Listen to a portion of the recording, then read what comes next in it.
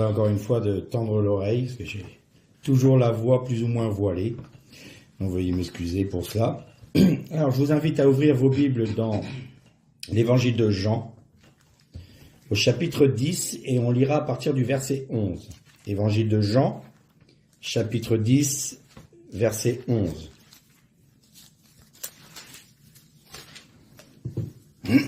C'est Jésus qui parle. « Je suis le bon berger.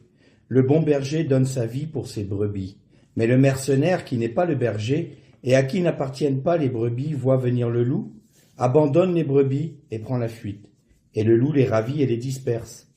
Le mercenaire s'enfuit parce qu'il est mercenaire et qu'il ne se met point en peine des brebis. Je suis le bon berger. Je connais mes brebis et elles me connaissent. Comme le Père me connaît et comme je connais le Père, et je donne ma vie pour mes brebis. J'ai encore d'autres brebis qui ne sont pas de cette bergerie. Celles-là, il faut que je les amène. Elles entendront ma voix.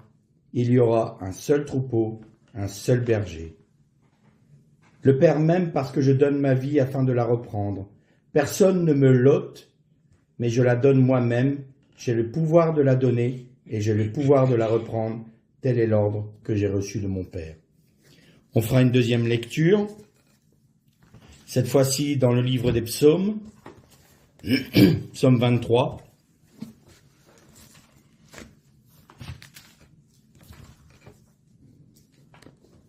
Et on va lire tout le psaume.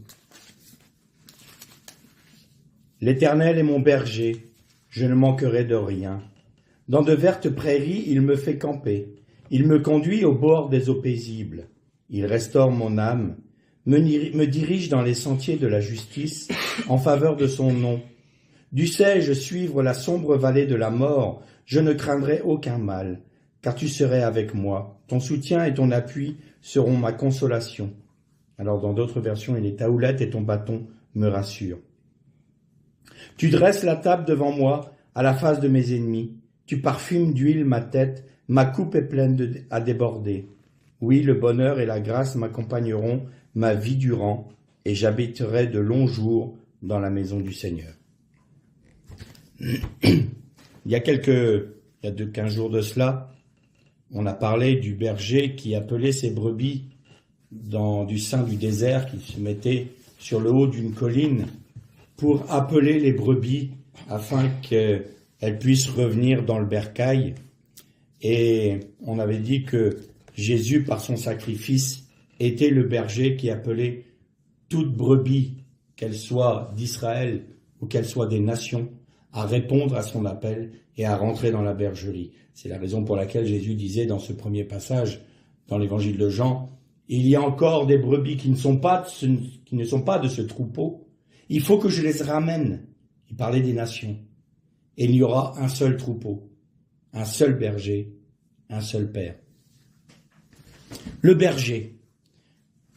J'ai souvent dit qu'il fallait toujours remettre dans son contexte historique et dans le contexte hébraïque ce que l'on lit dans la Bible. Pourquoi ? Parce qu'il y a des choses très importantes qu'il faut savoir pour comprendre la teneur des propos du Seigneur Jésus ou même des apôtres. Et il faut savoir qu'il y a toujours eu un conflit entre les bergers et les agriculteurs. Ce conflit a démarré dès l'origine. Vous voyez Caïn, qui était agriculteur, Avel, qui était berger, et Caïn a tué Hével. Hével, en hébreu, veut dire un souffle, une vapeur. Comme quand on souffle, voilà, c'est ça. Hével, c'était une simple vapeur. Pourquoi ? Parce que il y aura toujours une inimitié entre la pensée de Dieu et la pensée de l'homme. Dans le livre d'Isaïe, l'Éternel dit par son prophète, « Mes pensées ne sont pas vos pensées. Mes voies ne sont pas vos voies. » Et la façon dont je dirige les choses, dont je les conduis, si vous les abordez d'une manière humaine, vous ne les comprendrez pas. Et la laine et le lin, dans les directives que l'Éternel avait données à Moïse, on ne pouvait pas mélanger dans un vêtement le lin et la laine. Il était interdit de mélanger les deux produits pour faire un vêtement. Le seul endroit où il y avait l'autorisation d'avoir de la laine et du lin, c'était dans le temple. Et le Kohen Gadol avait une robe en lin et il portait un bonnet en laine. C'est-à-dire que le lin, le péché de Caïn, j'ai envie de dire, contre Èvel, pouvait être restauré que dans la sacrificature, que dans la réalité du tabernacle, du temple, et là, en Jésus-Christ, qui est lui-même l'incarnation de la réalité du temple, des fêtes juives, des Shabbats, des nouvelles lunes, tout est réuni en Christ. On l'a vu ça dans l'épître de Paul aux Colossiens. Toutes ces choses sont que les ombres des choses à venir, et le Christ est le corps de toutes ces choses. Et donc le Christ, il est le corps du tabernacle. Et donc cette réparation ne pouvait être faite qu'en Jésus-Christ, que dans la sacrificature de Jésus-Christ, selon l'ordre de Melchizedek. Et donc, il y avait toujours conflit entre les agriculteurs et les bergers. Quand le peuple d'Israël, du temps de Yaakov, est allé en Égypte, il est allé avec ses enfants en Égypte, sous la conduite de Joseph. Joseph avait recommandé à ses frères et à son père, « Dites au Pharaon que vous êtes bergers, parce que les Égyptiens ont en horreur les bergers. Et ainsi, ils vous mettront dans un lieu à part pour que vous puissiez faire paître vos troupeaux. » Le peuple égyptien était un peuple d'agriculteurs par excellence. Pourquoi ? Parce que ce qui faisait la richesse de l'Égypte, c'était le Nil. Le Nil, même pendant les sécheresses, qu'il y ait les plus fortes sécheresses qui soient, le Nil fournissait toujours son eau. Il suffisait de faire une rigole et ça irriguait toutes les cultures qu'il y avait autour, plus les moments de crue du Nil qui venaient reverser du limon sur les terres environnantes. Et alors, c'était une terre extrêmement fertile. Donc le peuple égyptien était un peuple d'agriculteurs. Et ils avaient pour horreur les bergers, parce que les bergers amenaient leurs troupeaux pour détruire les plantations. Et on retrouve cette même pensée en Israël. Vous vous souvenez, je vous ai dit qu'il y a des moments, quand il y avait des sécheresses, ils sortaient du désert de Juda avec leurs troupeaux pour venir de l'autre côté de la montagne qui sépare le pays en deux, la colonne vertébrale d'Israël, donc le mont des Oliviers, pour aller faire paître leurs troupeaux dans les cultures pour pas perdre leurs troupeaux. Le problème qu'il y avait avec ça, c'est que les bergers n'admettaient jamais qu'ils avaient fait exprès d'emmener leurs troupeaux dans les cultures. Les agriculteurs faisaient des enclos en pierre et ils trouvaient une brèche, les bergers, ils faisaient rentrer leurs troupeaux. Ah non, nous on n'a pas fait ça, on n'a pas fait ça. Et ils étaient des menteurs nés, j'ai envie de dire. Et vous verrez que c'est une réputation bizarre. Vous verrez ça tout à l'heure. Et donc, il fallait que le peuple d'Israël, sous Yaakov, soit mis à part en Égypte. Parce que comme ça, il n'était pas intégré totalement dans le peuple égyptien pour ne pas pour pas devenir complètement idolâtre. Dans la tradition juive, les sages d'Israël disent que l'Égypte avait 50 degrés d'impureté. Ils étaient arrivés à un tel degré d'idolâtrie que l'Égypte était 50 degrés d'impureté. Et il y a 50 degrés de pureté, justement, à l'inverse. Et ils disent le peuple d'Israël était arrivé à un tel niveau qu'ils étaient arrivés au 49e degré d'impureté en Égypte. Et il fallait que l'Éternel l'en sorte. Impureté se dit Touma. Et vous avez le mot Satan, Shatan, Shin, Tav, Nun. Nun, c'est 50. Shin, c'est la première lettre de Shalav.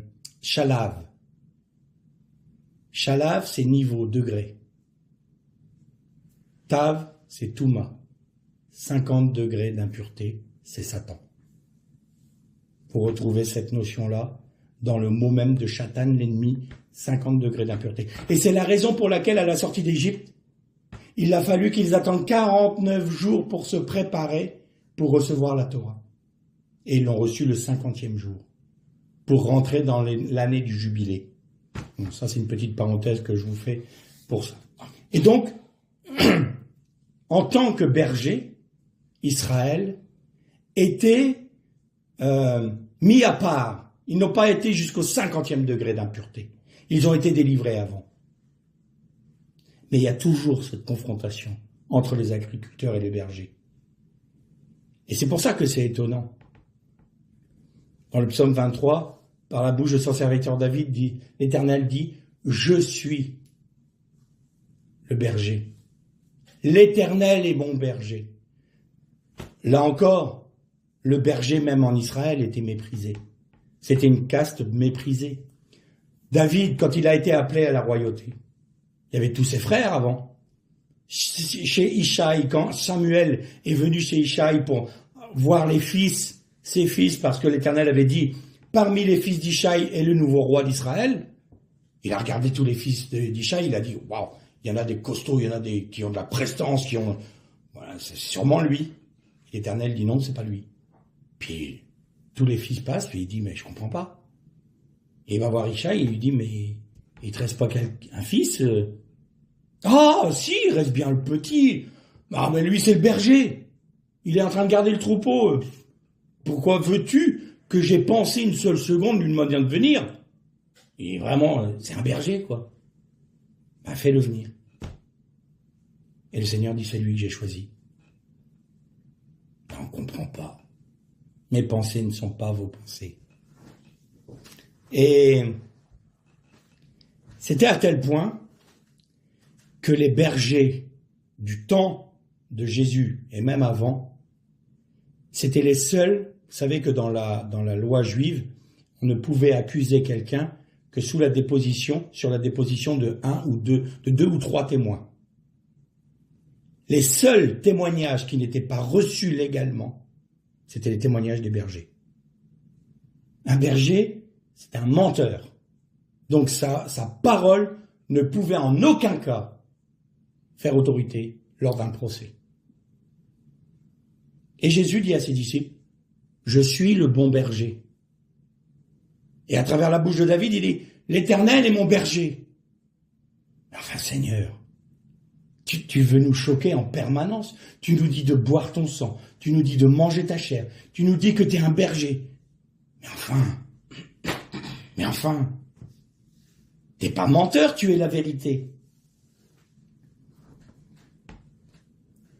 Dans l'Épître aux Corinthiens, Paul dit « L'Éternel veut confondre les choses sages du monde en utilisant les choses viles. » Le berger, c'était considéré comme le plus vil. David était le plus jeune des enfants d'Ishaï, et en plus, il était berger. Le plus méprisable qui soit. L'Éternel, c'est lui que j'ai choisi.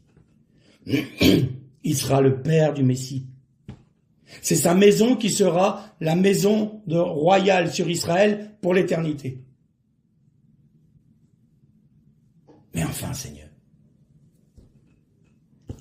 quand Jésus a été appeler ses disciples, et notamment les 12, parce qu'il y avait plusieurs disciples, mais notamment les 12 qui sont appelés les apôtres de l'agneau. Pourquoi? Parce que c'est eux qui vont régner sur la maison d'Israël dans son ensemble. Un apôtre par tribu d'Israël régnera sur Israël dans le millénium. Il a pris quoi? Des grands théologiens, des grands rabbins reconnus, des docteurs de la loi? Non, il a pris un péager qui n'avait pas une bonne réputation, voleur, pas des pêcheurs, ils avaient une petite entreprise de pêche. Voilà, il a pris des choses viles du monde qui n'étaient pas reconnues, mais même le Sanhédrin disait, mais on comprend pas, c'est pas des gens du peuple. Quand Pierre prêchait, et il connaît la Torah à ce point, comment se fait-il? Il n'a pas été dans les yeshivot, il n'a pas été dans les écoles rabbiniques, il connaît pas la Torah, comme nous la connaissons. Nous passons notre vie à étudier la Torah. Et lui, il débarque là du lac de Galilée avec son poisson, il sent encore le poisson et il me raconte tout sur la Torah. Comment a-t-il acquis cette connaissance? Parce que j'utilise les choses viles de ce monde pour confondre les sages. Alors aujourd'hui, c'est toujours la même chose. La propension première de l'homme, c'est essayer d'être quelqu'un. Essayer d'être reconnu. Essayer d'avoir une aura par les diplômes, par tout ce que vous voulez. Et à partir de là, dire aux gens, puisque je suis cette personne, vous devez m'écouter. Alors on va aller dans les instituts bibliques, on va fonder des instituts bibliques, des écoles bibliques, des diplômes de théologie, de doctorat. Un jour j'étais choqué, j'entendais le témoignage d'une personne qui voulait devenir pasteur. Et dans son témoignage, c'était ça en substance. J'étais là, sortant de la seconde, je me demandais ce que je devais faire comme boulot. Puis j'ai choisi Théo. J'ai choisi Théo. Il aurait pu faire, j'ai choisi commerce. Je fais théologie. Je vais être pasteur, quoi. Mais c'est quoi ça? Il est où l'appel de Dieu? Elle est où la consécration? Elle est où la motivation qui est de se soumettre à Dieu pour le servir? Non, je savais pas quoi faire, je fais Théo. Fais Théo. Et à côté de ça, vous allez voir un simple ouvrier dans les mines de charbon du pays de Galles qui va se mettre à genoux devant Dieu, qui va s'humilier devant Dieu et qui va être l'outil que Dieu va utiliser pour susciter un des plus grands réveils qui ait eu lieu sur cette contrée du pays de Galles et d'Angleterre. Rhys Wells. Eh oui, il n'avait pas fait Théo, lui. Et pourtant, la petite chose vile, le petit berger du pays de Galles, dans sa mine de charbon, qui s'est soumis au Seigneur, a été un instrument de choix entre les mains du Seigneur. Alors évidemment, le berger, il est là. Et au premier abord, on se dit, un berger, c'est étonnant, c'est suspicieux. Vous n'avez pas noté une chose encore intéressante? Quand Jésus est né, les bergers étaient dans les champs, près de Bethléem, pour faire paître leurs troupeaux durant les veilles de la nuit. Donc ça nous prouve que déjà, il n'est pas né en hiver, ni le 25 décembre, mais il est né en été. Parce qu'en hiver, même en Israël, on ne fait pas paître les troupeaux à l'extérieur. Bon. Et les anges sont venus annoncer cette nouvelle à qui? Aux bergers. Allez dire à mon peuple que le Messie d'Israël est né. Seigneur, quand même, franchement, là, on ne comprend pas ta façon de faire. Tu prends des personnes dont leur parole ne peut même pas être reconnue devant un tribunal, et tu leur demandes d'être les témoins de l'événement le plus important qui puisse arriver sur cette terre, la venue du Messie d'Israël. Et c'est à eux que tu demandes d'annoncer ça. Mais personne ne va les écouter, Seigneur. Non, justement, personne ne va les écouter, si ce n'est ceux qui ont faim et soif de moi. Ils reconnaîtront ma voix. Ils reconnaîtront la voix du bon berger. Pas du mercenaire, du bon berger.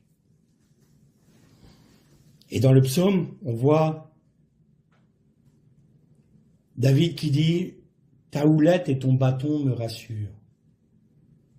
Et le berger avait deux instruments. La houlette, c'est un bâton avec un crochet qui permet au berger d'attraper la brebis si elle est dans un endroit escarpé ou si elle a du mal à s'approcher de lui par crainte. Il attrape sa patte arrière et il l'amène à lui pour la soigner, pour lui apporter ce dont elle a besoin. Et donc, il la prend avec douceur, soit pour la sauver d'un danger potentiel, soit pour la prendre sans l'effrayer pour pouvoir la soigner. Et le bâton, un bâton de berger, alors on confond les deux, la houlette et le bâton de berger. Le bâton de berger, c'était différent. Le bâton de berger était fait dans un rejeton d'olivier. Et l'olivier, quand il fait un rejeton, il y a un très gros bulbe qui est à sa base. Et vous avez la tige qui pousse. Donc vous avez une très grosse masse de bois au niveau de la racine. Et les bergers coupaient et prenaient cette masse de bois et ils s'en servaient un peu comme d'une massue. Quand il y avait un lion, un ours qui venait attaquer le troupeau, ils prenaient ce bâton et ils frappaient l'animal avec ce bulbe au bout du bâton, et l'animal en général, ou même le loup, il s'éloignait parce qu'il savait très bien que ça faisait très mal. Il pouvait même tuer un animal rien qu'avec son bâton. Et à tel point qu'ils avaient une telle dextérité qu'il y a des moments même où ils lançaient le bâton avec le bulbe et ils arrivaient à atteindre l'animal. Et donc ta houlette qui vient m'apporter le soin dont j'ai besoin, et ton bâton qui vient me protéger de l'ennemi. Ta houlette et ton bâton me rassurent. Et le bon berger qui a donné sa vie sur la croix, qui est au sommet de la colline de Golgotha, de Galgalta, on va voir ça à la fin de la méditation, il est là et il appelle tout son peuple, toutes ses brebis, celles qui ne sont pas encore rentrées dans la bergerie, celles qui ne savent pas encore qu'elles ont le salut en Jésus-Christ. Il les appelle à travers des témoins qui sont considérés comme vils. Nul besoin de faire de grandes études théologiques. C'est pas le grand savoir qui apporte le salut. C'est une parole de vie, une parole qui est transmise dans l'esprit de vie qui donne la vie à la parole écrite. Et il appelle ses brebis. Et parfois, les brebis du bercail, elles ont tendance à s'éloigner dans le désert. Elles repartent.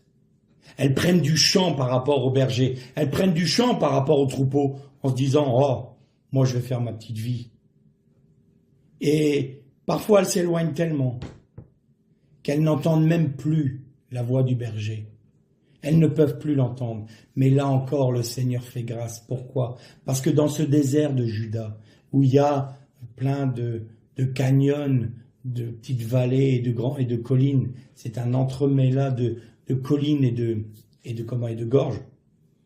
Et bien là encore, nous dit le prophète Jérémie, j'ai mis sur ton sentier des poteaux indicateurs qui te disent ton salut, ta paix, ton repos, ta justice, ta sanctification, c'est par là. Suis le chemin. Je te le montre. Et si la brebis réalise qu'aujourd'hui, elle ne sait pas si elle est justifiée, elle ne sait plus si elle est sauvée, elle ne sait plus si elle est dans les mains du Seigneur, elle ne sait plus où elle en est spirituellement. Elle est perdue. Elle se dit, mais où est la vie? Eh bien, le Seigneur te dit, regarde le chemin.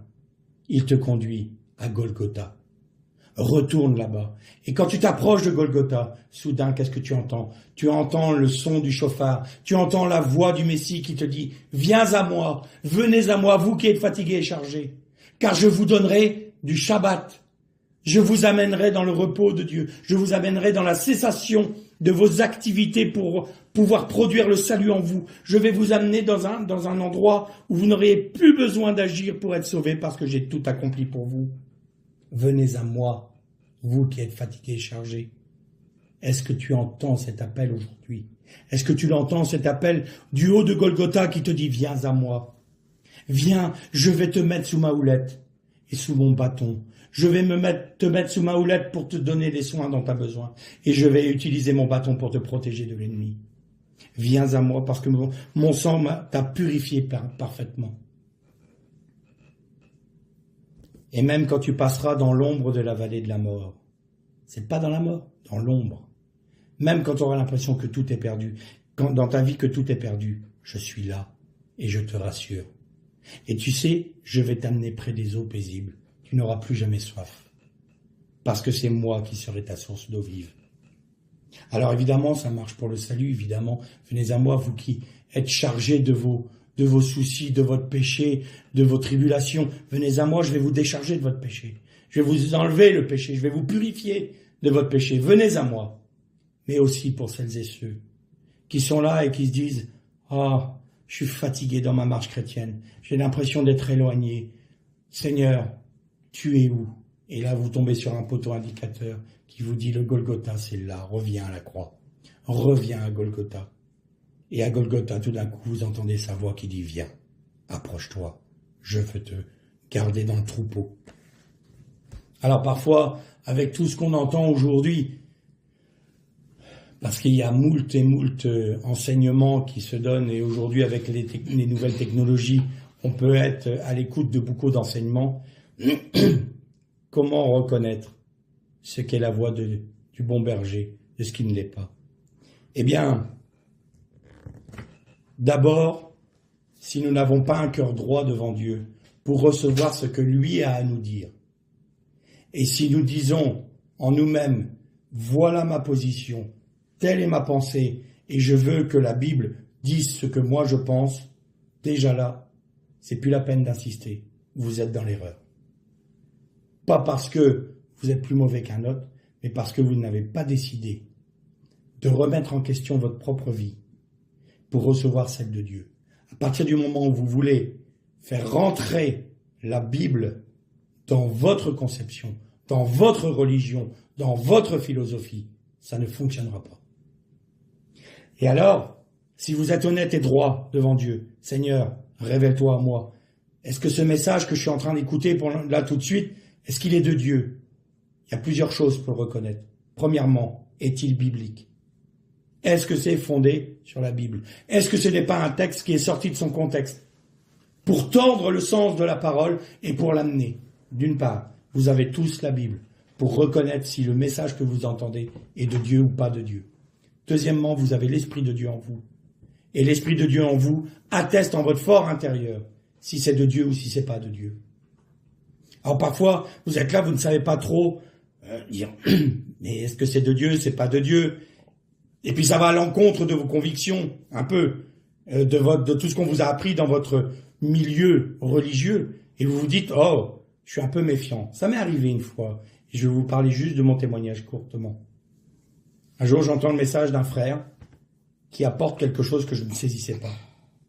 Le premier réflexe que j'aurais eu, c'est « Oh, bon, lui, il se trompe, non, c'est pas possible, ça cadre pas avec ce que je pense. » Donc, hop, je le balaye. Et puis le Seigneur a continué son œuvre dans ma vie, et j'ai réécouté ce frère. Et j'ai réalisé que ce qu'il disait était biblique, mais plus encore, c'est moi qui n'étais pas au niveau pour recevoir cette parole à ce moment-là. Et plutôt que de le juger en le rejetant comme je l'ai fait, j'aurais dû dire, tiens, ça m'interpelle parce que je constate que c'est biblique, je constate qu'il a une conviction, il y a quelque chose, il y a de la vie dans ce qu'il dit, mais je comprends pas. Et ça a heurté, franchement, ma culture religieuse de l'époque. Ce que je ne savais pas, c'est que le Seigneur était en train de labourer mon cœur. Il travaillait la terre de mon cœur, de manière à pouvoir recevoir cette parole. Mais mon cœur était encore trop dur à ce moment-là. Il n'était pas encore assez préparé. Alors le Seigneur a poursuivi. Et il a continué son œuvre de labourage de mon cœur. Et il a pu semer la graine. Et aujourd'hui, j'annonce le même message que ce frère. Parce que je sais que c'est la vérité. Je le sais parce que c'est au fond de moi-même. Alors, quand vous entendez des frères, évidemment, si c'est des prédications sur le saint rire, si vous donnez 1 000 $ ou 1 000 €, vous en recevrez 100 000. L'évangile de la prospérité.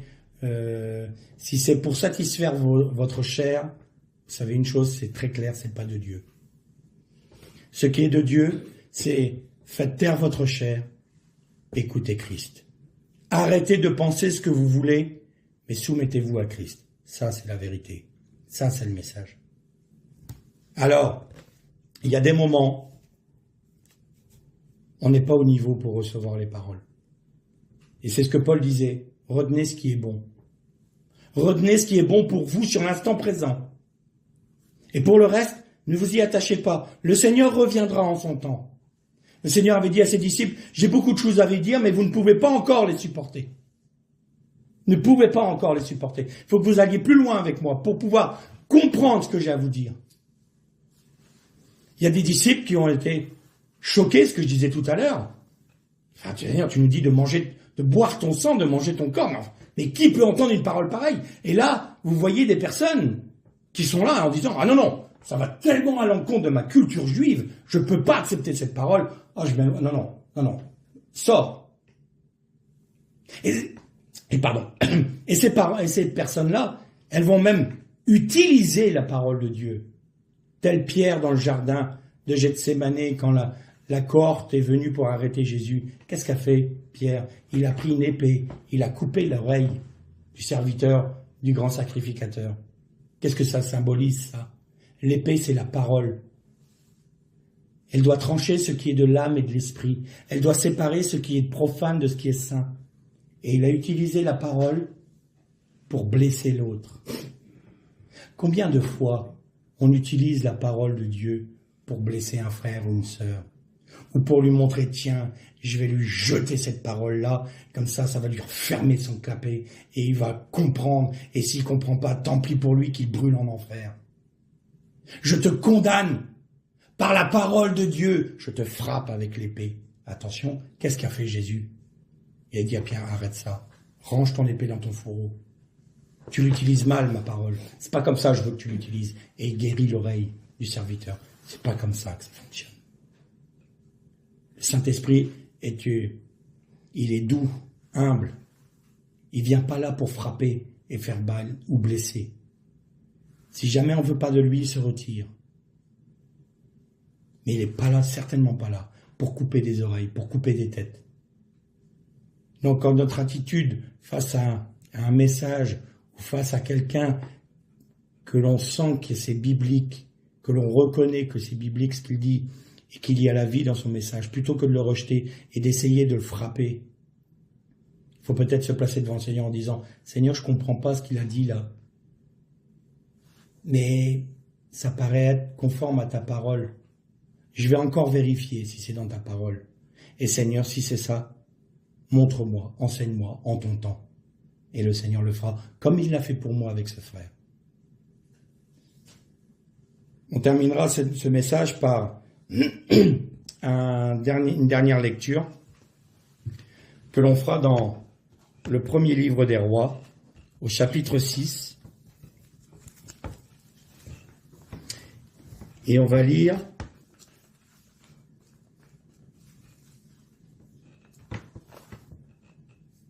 le seul verset 34. Alors, c'est la description du temple de Salomon.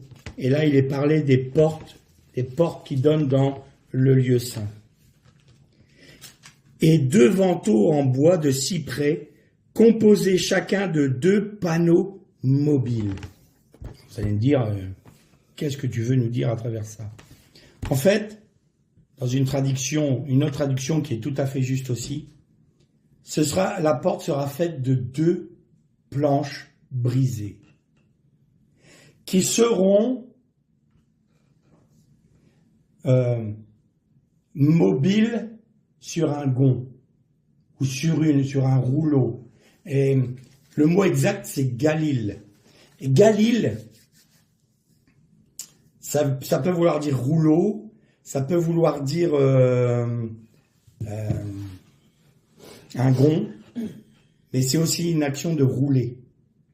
Et vous retrouvez la notion de Gilgal. Et donc, pour rentrer dans le lieu saint, vous devez passer par cette porte de bois brisé. Vous devez passer par Gilgal qui va vous briser. Et alors, si vous sortez du parvis, là où vous avez le salut, si vous voulez aller plus loin avec Dieu, il vous faut rentrer par cette porte. Cette porte qui porte en elle-même le brisement et Gilgal, le brisement à la croix. Et Galil s'écrit comme Gilgal, sauf une lettre. Vous avez un Gimel, un Lamed, un Yud. et un lamed. Gilgal, c'est un guimel, lamed, guimel, lamed. Et si vous prenez chaque lettre, comme on sait que chaque lettre a une signification, est un objet particulier et dans l'hébreu a une signification, le guimel, c'est ce qui va nous instruire. C'est la lettre de l'instruction. La lettre qui va nous former en quelque sorte. Qui va nous faire apprendre par expérience. Ça, c'est le guimel. Et vous avez le lamed. Le lamed, c'est un bâton de berger. Le lamed, c'est un bâton de berger. Et alors, si vous voulez être instruit par l'expérience de Jésus-Christ, vous êtes sous le premier lamed, vous êtes entouré de 2 lamed, la houlette et le bâton. Et au milieu, vous avez le yud qui est une main, mais qui est aussi la lettre du Messie et la lettre du tétragramme. Ça veut dire que vous vous placez, en passant cette porte-là, vous acceptez d'être instruit par l'expérience de la croix et vous vous placez sous la houlette et le bâton du Yud, du bon berger. Et alors vous rentrez dans le lieu saint du tabernacle. Et le Seigneur vous révèle une chose merveilleuse.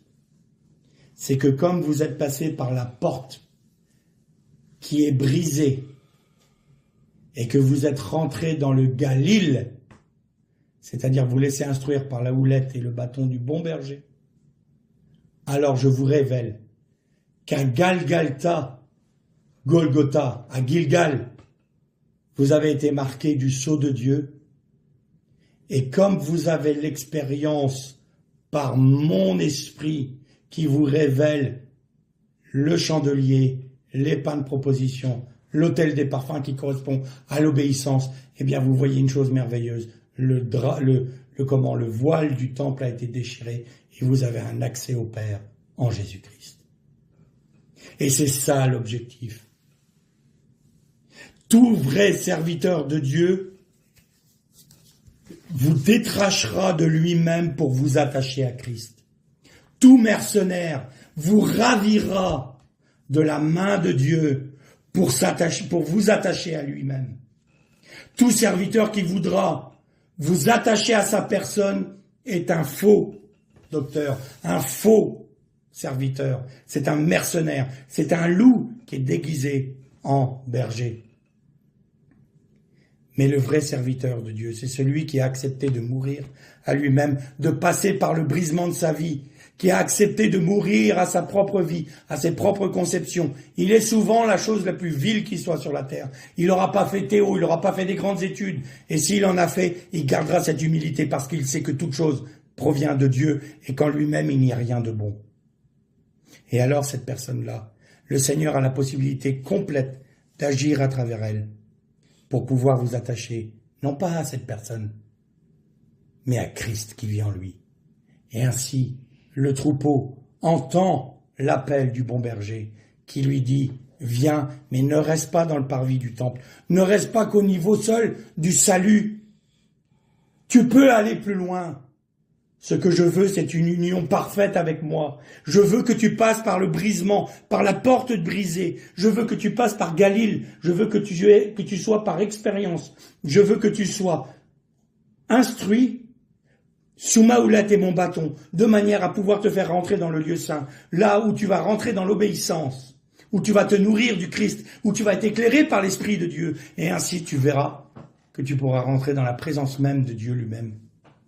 Parce que le voile a été déchiré en Jésus-Christ. Voilà la destinée de chaque enfant de Dieu. Rentrer dans une communion avec Dieu. Dieu, votre péché, c'est pas un problème.